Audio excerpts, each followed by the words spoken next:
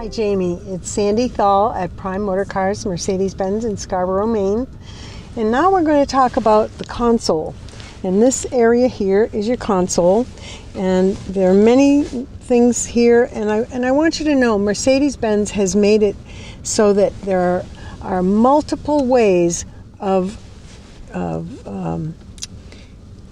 doing any particular kind of activity with the car. So you saw how we did voice activating our navigation. Now I can press a button and it brings us to navigation on the big screen.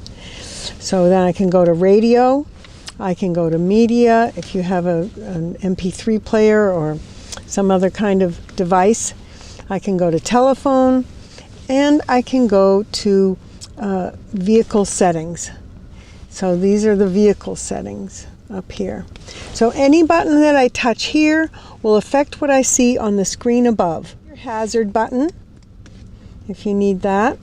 And as I said, this is vehicle settings, telephone, media, radio, navigation, and this is your massaging seat. And it actually looks like the seat is moving. It has little motion bars around it. Now this is a back button. So if you're in a certain area and you want to switch back to the menu, the main menu like we did before, now we have the menu and we can select something else. Here's the home button.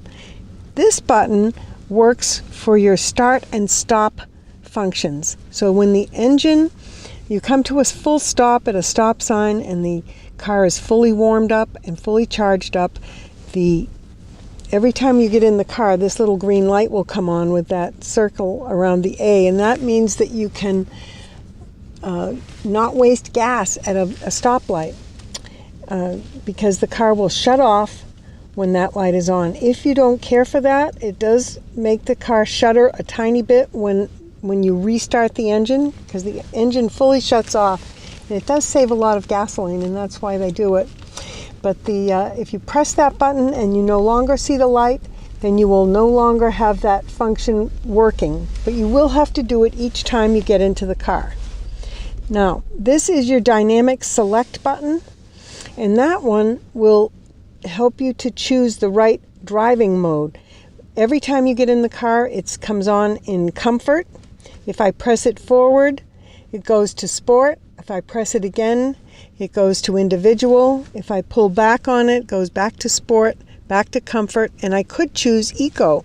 And that's really only good if you're cruising, say at 75 or 80 miles an hour on the highway, and you're just driving along and you're not trying to pass anybody, you're just cruising.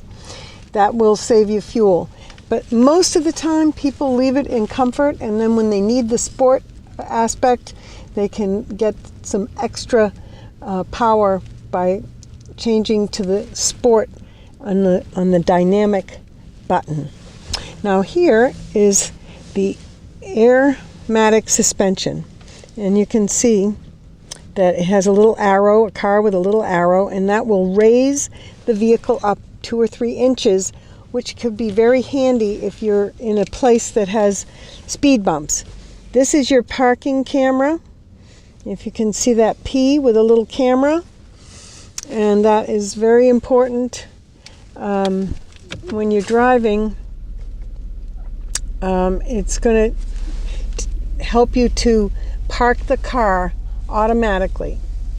You have to choose that, and that actually is another whole lesson, but I just want to tell you all the things that are in this console first. So you have that. And then this is a touchpad, and I don't know how, computer savvy you are, but swiping left or right, forward or back, and you can hear a little clicking. There's a home button and a back button. And so it's something that, you may or may not want to use. I can disable it. If you really just want to use the round controller button. If you look here, the round controller button can do everything that this can do, and then you also have touch buttons. So there are multiple ways of doing everything in this car.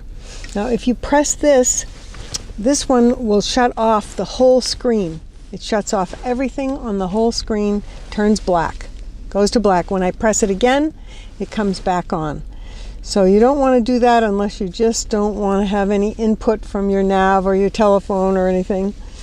And over here is volume for the passenger. If you slide it forward, it's a roller, and it works great. This is going to put the headrests down in the back seat, and this is going to shut off your parking sensors, which most of the time you don't want to shut that off, but let's say you're at the supermarket and you're waiting for someone, you may want to shut that off because the carriages going by will make your parking sensors beep. Well, that's everything that happens here. I can show you in more detail and talk to you in more detail when you're in the car and I'm here in Scarborough and sitting in another vehicle. Thank you so much.